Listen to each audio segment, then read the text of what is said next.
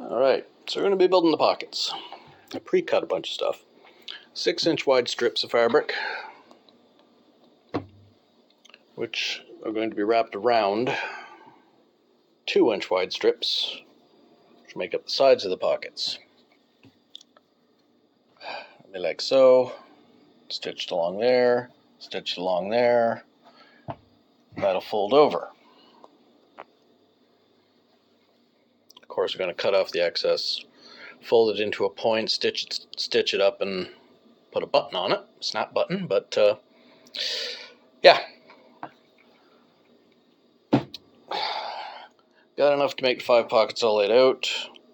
I'll start on that and I'll show you the difficult process of, well, after I clean the machine off again, show you the difficult process of making a tight 90-degree corner with fabric on a pocket like that. Pockets always seem to be tantamount to a pain in the dick. Okay, I'll set that up and show you. Alright. I'll show you how to deal with this making a tight corner, because there's a lot to do with folding. We're losing ½ inch of this, but once we get that, show you what we're doing here.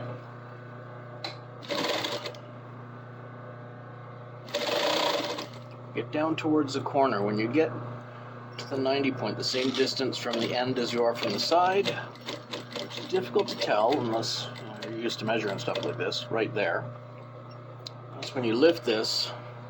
I'm going to turn and roll this whole thing to 90 degrees.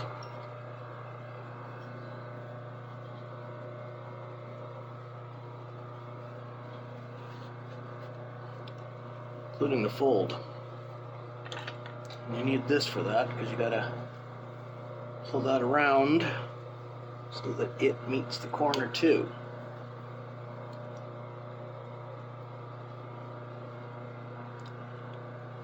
So you see how that's folded back there to make a 90-degree turn. That's what you gotta do. When you drop the foot, you move on to the next corner. And then do the same thing again.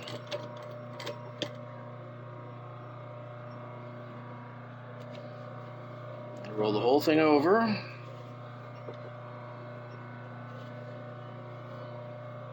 Till everything sits at 90 and is flat, nice and level. Now we went a little over. We're at like 3/8 instead of a half, but you know, that's fine. It's a pocket on a kilt that I'm the only one's gonna wear it, so I don't care. Okay? From there,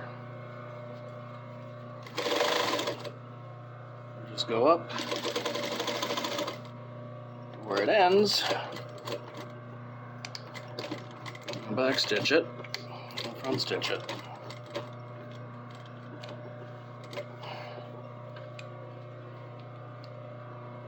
So that's how you do that.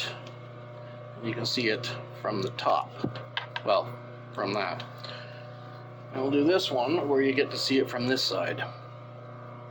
Exactly the same thing, just from a different angle.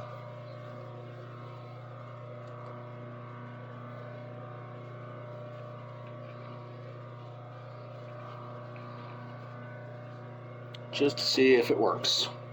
But this is the hard part of making a pocket.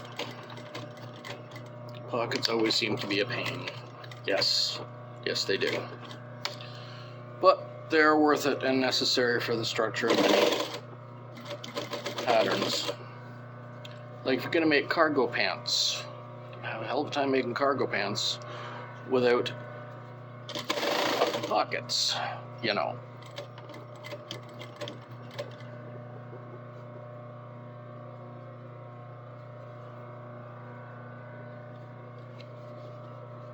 There we are.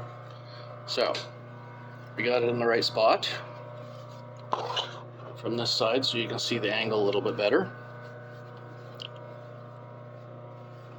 to roll it up and around so it reaches 90 degrees. At which point, drop the presser foot. I don't know, it's hardly fucking focusing. Forward till you reach the next turn.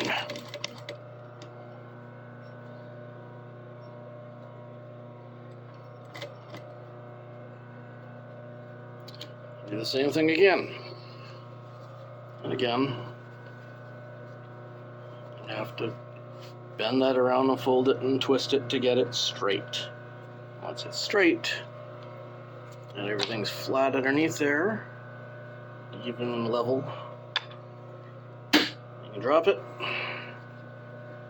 and finish that row. Back over here you can see that. And again, we'll just take it to the end.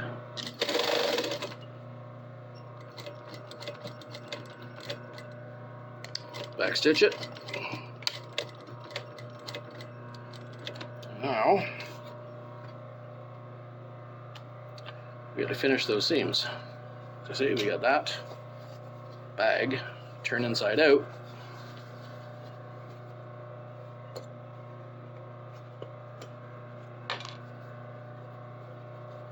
We got a top stitch, pinched seams. Make these into cargo pockets. But that's not that difficult. You've seen me do a pinch seam before on the top edge of a jeans waistband, so I'm not going to show you that. I'll bring it back when this is... Okay, alright, so got a bag pocket with way too much top on it to make a lid, or make the flap. Pocket's okay, it's only like that deep, that's fine, you know, an inch, that's okay. Don't need much more than that. It's not meant to hold like kitchen sink and everything else. So how do you make the measure for the flap? Well, where do you want the flap to be? I'd say about halfway down is where you'd want it to end, so that's the end you want. But how are we going to make that a point?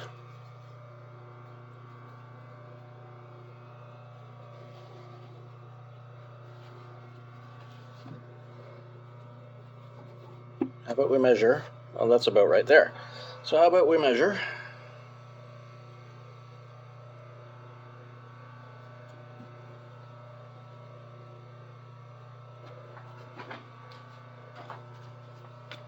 let's say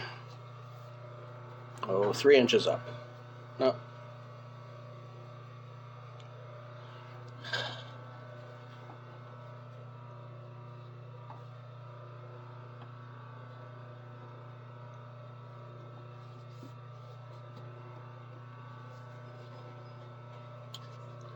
We'll measure 2 inches up and 2 inches up, fold at 90. 2 inches there, 2 inches there, fold it at 90. And that's where we'll stitch it. I'll come back when that's stitched. Okay, so we folded that over like that. Okay, 2 inches up from the top of the pockets, that'll make a fold over this way. We stitched it on all 3 edges, that triangle. Now we're going to cut this off. And then we're going to fold it again and stitch it again to put the point in the right spot. Like that, that's all cut off. Now this is going to fold like that. And that will be stitched on 3 sides again, the whole triangle. That will make a centered point that will fold down like that. You can put a snap through it and it'll be reinforced and, you know, even and level and clean. So we'll stitch all that together and then we'll show you. Okay, so we have one pocket 5 inches wide with a reinforced flap. You can open up 1 inch deep, see? Nice. You fit a ton of stuff in there, including your whole hand. You can fit your phone in there if need be, because it is 7 inches deep. So that's not bad. And there's a little bit of extra material on. So there's going to be a little bit of extra material On the other 4 that I make this one, there's going to be a lot of extra material. But when I make the other 4 pockets, there's going to be a little extra material on each one. And then I'll put snaps on them, and then I'll stitch them in place. I'll show you where this one's going to go. Okay, so where are these pockets going to go? The top edge of the pocket will line up with the bottom edge of the yoke. There will be one here, either side, underneath the side belt loop. There will be one here, either side, as close to the, well, within an inch of the lacing plate at the bottom edge of the yoke. So 2 there. And there will be one, give me a minute.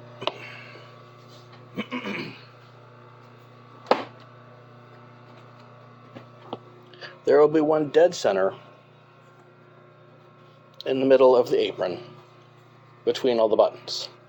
And all these pockets will be attached the same way. There will be a row of stitching across here, the top edge of the pocket lining up with the bottom edge of the yoke, or in this case, the bottom edge of the apron top plate. There will be a snap button here to open and close it, so they will be secure. So there'll be 5 pockets at 5 inches by 7 inches on this kilt. And that's, my general standard.